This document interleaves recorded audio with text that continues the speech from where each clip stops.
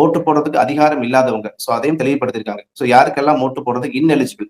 So இன்எலிஜிபிள்னு சொல்லும்போது பார்த்தீங்கன்னா, migration ஆன மக்கள். அதாவது ஓட்டு போடுறத பொறுத்தவரைக்கும் 18 வயசு ஆயிருக்கணும். இந்தியன் சிட்டிசனா இருக்கணும். பிளஸ் அந்த கான்ஸ்டிட்யூயன்சில அவங்க வோட்டரா இருக்கணும். அவங்க எந்த கான்ஸ்டிட்யூயன்சில இருக்காங்களோ, அந்த கான்ஸ்டிட்யூயன்சில வோட்டரா இருக்கணும். சோ இதெல்லாம் எலிஜிபிள். இன்எலிஜிபிள்னு சொல்லும்போது, இறந்து போன வோட்டர்ஸ வச்சுட்டு அந்த நேம பயன்படுத்தி ஃபேக் ஓட்டு போடுவாங்க. தென் மைக்ரேஷன் ஆன அந்த மைக்ரேஷன் ஆன மக்கள் அவங்க ineligible. And fake voters. So இது எல்லாமே இன்எலிஜிபிள். சோ இந்த இன்எலிஜிபிள் எல்லாமே கண்டுபிடிச்சு, கரெக்ட்டான வோட்டர்ஸ் லிஸ்ட்ட வந்து ஒரு லிஸ்ட்டா ஒரு டிராஃப்ட் லிஸ்ட் அண்ட் அதே மாதிரி ஒரு மெயின் லிஸ்ட்டா பதிவு பண்றது தான் இந்த ஸ்பெஷல் இன்டென்சிவ் ரிவிஷன். சோ இது வந்து அன்டெமோக்ராட்டிக்கோ ஆர் வந்து மக்களுடைய வோட்டர்ஸ் உரிமையை பறிக்கிறதோ என்கிறது மாதிரி சொல்ல முடியாது. பட் இந்த வந்து எலெக்ஷன் கமிஷனுடைய அதிகாரத்துக்கு உட்பட்டு வரக்கூடிய விஷயம் தான். இத சுப்ரீம் கோர்ட் தெளிவுபடுத்தியிருக்காங்க. சோ சுப்ரீம் கோர்ட் வந்து என்ன சொல்லியிருக்காங்கன்னா, இந்த எலெக்ஷன் கமிஷன பொறுத்தவரைக்கும் வோட்டர்ஸ் லிஸ்ட்ட வந்து வெரிஃபை பண்றதுக்கான அதிகாரம் எலெக்ஷன் கமிஷனுக்கு இருக்கு.